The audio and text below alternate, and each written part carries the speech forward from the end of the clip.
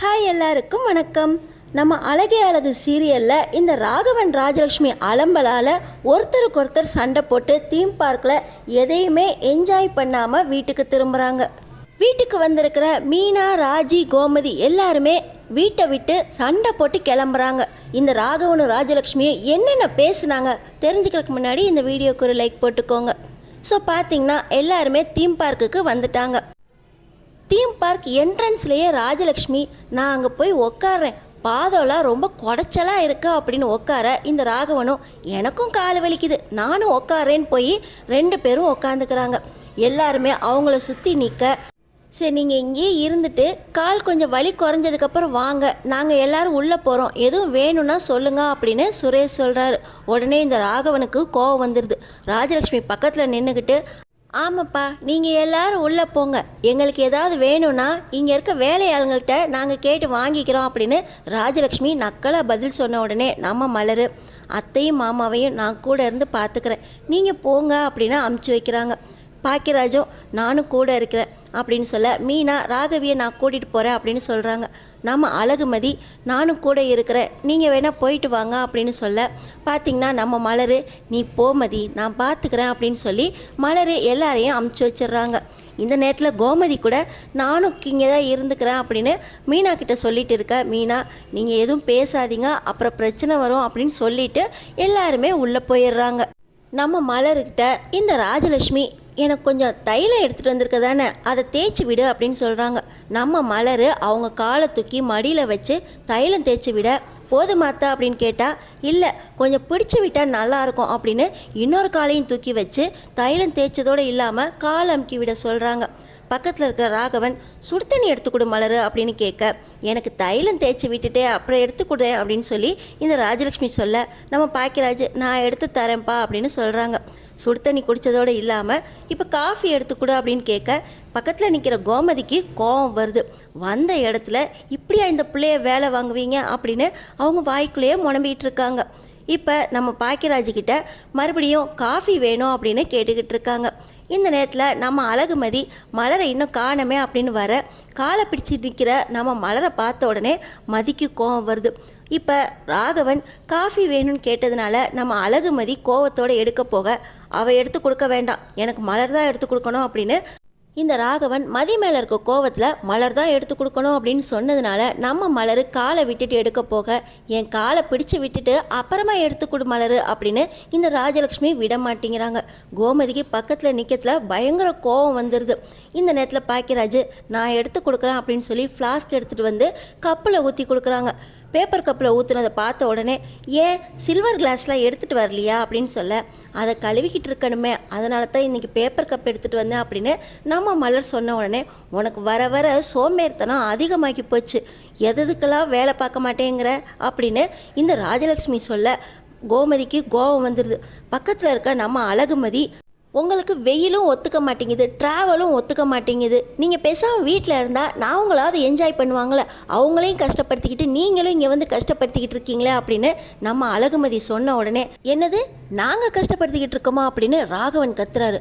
ஆமாம், எனக்கும் பெரியம்மா பெரியப்பாலாம் இருக்காங்க, வெளியே வந்தால் ஒத்துக்காது, உடம்புக்கு சேராது, வாந்தி வரும் அப்படின்னா அவங்க வீட்டிலே இருக்க மாட்டாங்க, வந்து கஷ்டப்படுத்திக்கிட்டே இருப்பாங்க, இந்த மாதிரி தான் அப்படின்னு சொல்ல, நம்ம அழகு மலர் மதியை பேசாமல் இருமதி அப்படின்னு அமைதியாக்க பார்க்குறாங்க.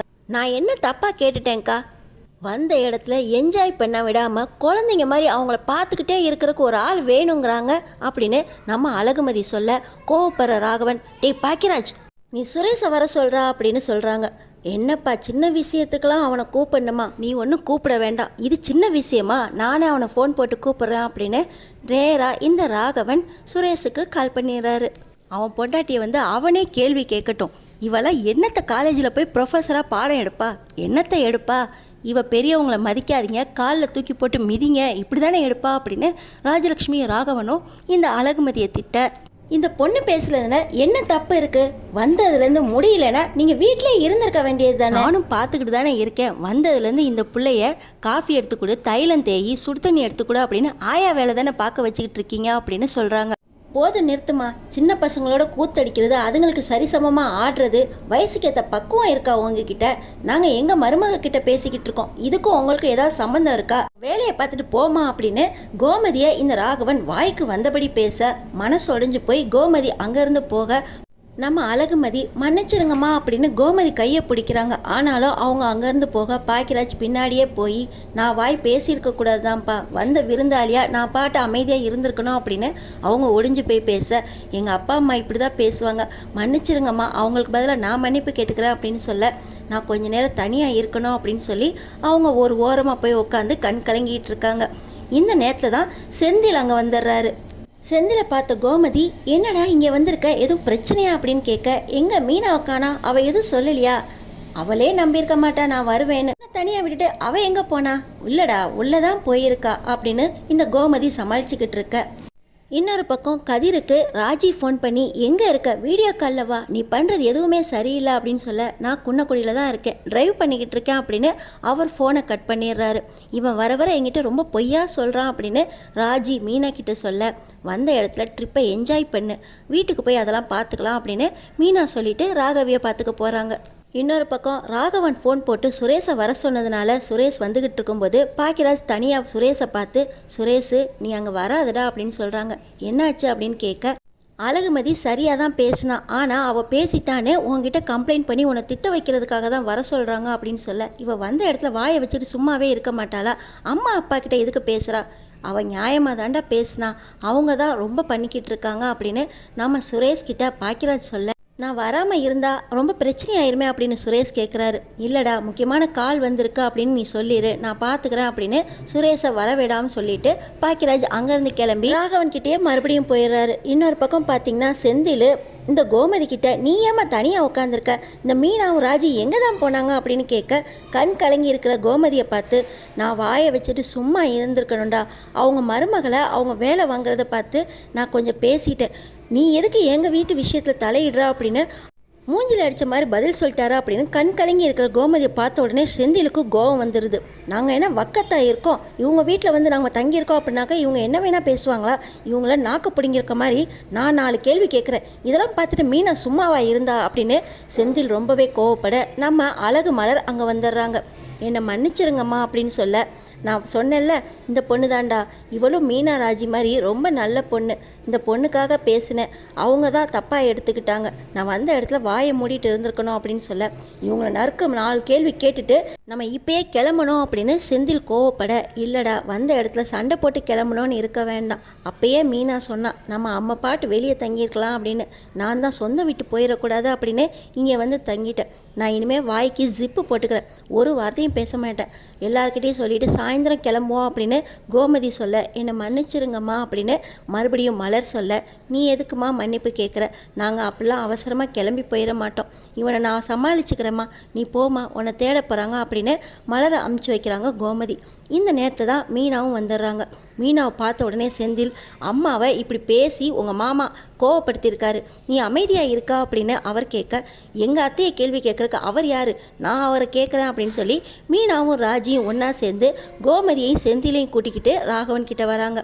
இன்னொரு பக்கம் பார்த்திங்கன்னா நம்ம அழகுமதியை பார்த்த உடனே சுரேஷ் அம்மா அப்பா கிட்ட வந்த இடத்துல கூட எதுக்கு தப்பாக பேசுகிறா அப்படின்னு சொல்ல, நான் ஒன்றும் தப்பாலாம் பேசலையே, அவங்க பாட்டு என்ஜாய் பண்ண விடாமல் மலரக்காவை வேலை வாங்கிக்கிட்டே இருக்காங்க, அதை கேட்டதுக்கு அவங்க கோவப்படுறாங்க அப்படின்னு சொல்ல, நீ அவங்கள்ட்ட மன்னிப்பாவது கேட்டியா அப்படின்னு சுரேஷ் கேட்குறாரு. உங்கள் அப்பா அம்மா மேலே கோவப்பட்டது அவ்வளோ தப்பா, உங்கள் அப்பா அம்மா என்கிட்ட மட்டும் இல்லை கோமதி அத்தை கிட்ட தான் கோவப்பட்டாங்க, அவங்களையும் நீங்கள் மன்னிப்பு கேட்க சொல்வீங்களா, அவங்க உங்களை வளர்த்ததுனால வெளியே வந்து பழக்கம் இல்லை, அதனால் அவங்க அப்படி பேசுகிறாங்க, அவங்களால முடியலன்னு சொல்கிறீங்க, கோமதி அத்தை எதுக்கு பேசுனாங்க, அவங்களும் ஒன்றும் தப்பாக பேசலையே, வீட்டுக்கு வந்த விருந்தாளிக்கிட்டே இப்படி தான் கோவப்படுவாங்களா அப்படின்னு கேட்க, சுரேஷ்க்கு இப்போ தான் புரியுது அப்பா அம்மா மேலே இருக்க தப்பு அப்படின்னு. இவரும் நம்ம அப்பா அம்மாட்ட கேட்கணும் அப்படின்னு சொல்லி மதியை கூட்டிகிட்டு வராரு. இந்த நேரத்தில் தான் அப்பா வந்து நிற்க, ராகவன், ஆமாண்டா எப்போ கூப்பிட்டா எப்போ வந்து நிற்கிற, உன் பொண்டாட்டி என்ன பேசுனா தெரியுமா அப்படின்னு ராகவன் வத்தி வச்சுக்கிட்டு இருக்கும்போதே இங்கே செந்திலும் கோமதி மீனாவை கூட்டிக்கிட்டு ரொம்ப கோவமாக ராகவன் கிட்ட வந்துடுறாரு. இப்போ மீனா, எங்கள் அத்தையை நீங்கள் திட்டினீங்களா அப்படின்னு கேட்குறாங்க. என்ன மீனா, அம்மா கண் கலங்கி நின்னாங்க, திட்டினாங்கன்னு சொல்லிக்கிட்டு இருக்கேன், நீ பாட்டு மெதுவாக கேட்டுக்கிட்டு இருக்க, எங்கள் அம்மா எதுக்கு நீங்கள் திட்டினீங்க அப்படின்னு செந்தில் ராகவன் கிட்ட கேட்க, ஆமாம் எங்கள் வீட்டு விஷயத்தில் அவங்க எதுக்கு கலந்துக்கிறாங்க, உங்கள் வீட்டு மருமக கூட வயசு வித்தியாசம் இல்லாமல் நீங்கள் பேசுவீங்க, கதை அடிப்பீங்க, சுற்றி விளையாடுவீங்க, அது மாதிரி நாங்களும் இருக்க முடியுமா? நாங்கள் மருமகளை மருமகளாக தான் நடத்துவோம் அப்படின்னு இந்த ராஜலக்ஷ்மி சொல்ல, இவன் தான் அவன் பிள்ளையா, வந்தவனே வத்தி வச்சிட்டிங்களா அப்படின்னு செந்தில் கிட்ட கேட்குறாங்க இந்த ராகவன். ஆமாம் என்னப்பா இப்படியெல்லாம் பேசுகிறீங்க அப்படின்னு சுரேஷ் கேட்குறாரு. பிள்ளைகிட்ட பேசுறது கூட வத்தி வச்சிட்டிங்கன்னு சொல்லுவீங்களா, கேட்ட கேள்விக்கு பதிலை சொல்லுங்க அப்படின்னு செந்தில் ரொம்ப கோபமாகவே பேச, ஆமாம் இவங்க வேணால் அவங்க வீட்டு மருமகளை இப்படி திரிய விடலாம், நாங்களும் அப்படியே இருக்க முடியுமா அப்படின்னு ராகவன் கேட்க, என்னத்தை திரிய விட்டாங்க எங்கள் மருமகளை அப்படின்னு மறுபடியும் செந்தில் கோவப்பட்டு கேட்குறாரு. நீ ஓடி போனவ தானே, ஓடி போனவளுக்கு இவ்வளவா, நாங்கள் ஓடி போனாலும் யார் வீட்லேயும் வந்து நிற்கலையே, நாங்கள் கௌரவமாக தான் எங்கள் இதில் தான் வாழ்ந்துக்கிட்டு இருக்கோம் அப்படின்னு மீனா பேசுகிறாங்க. எல்லாருமே பிரச்சனை வேண்டாம் அப்படின்னு சொல்லிக்கிட்டு இருக்கும்போது நம்ம அழகுமதி, என்னால் தான் எல்லா சண்டையும், என்னை மன்னிச்சிருங்க அப்படின்னு சொல்கிறாங்க. நீ எல்லார்கிட்டையும் மன்னிப்பு கேட்ப, எங்கள்கிட்ட மட்டும் மன்னிப்பே கேட்க மாட்டியா அப்படின்னு ராஜலக்ஷ்மி மறுபடியும் பேச, எல்லாருமே ஒரு நிமிஷம் அமைதியாயிடுறாங்க. தீம் பார்க் வந்த இடத்துல ராகவனும் ராஜலக்ஷ்மி முதல்ல அங்கேருந்து போனால் தான் எல்லாருமே என்ஜாய் பண்ணுவாங்க. ராகவனும் ராஜலக்ஷ்மியும் எப்படி அந்த தீம் பார்க்கை விட்டு வெளியே போக போகிறாங்க, எல்லாரும் எப்படி ஒன்றா சேர்ந்து என்ஜாய் பண்ண போகிறாங்க, அடுத்தடுத்து என்ன நடக்க போகுதுன்னு தெரிஞ்சுக்கிறதுக்கு நம்ம சேனலை சப்ஸ்கிரைப் பண்ணி தொடர்ந்து பாருங்கள்.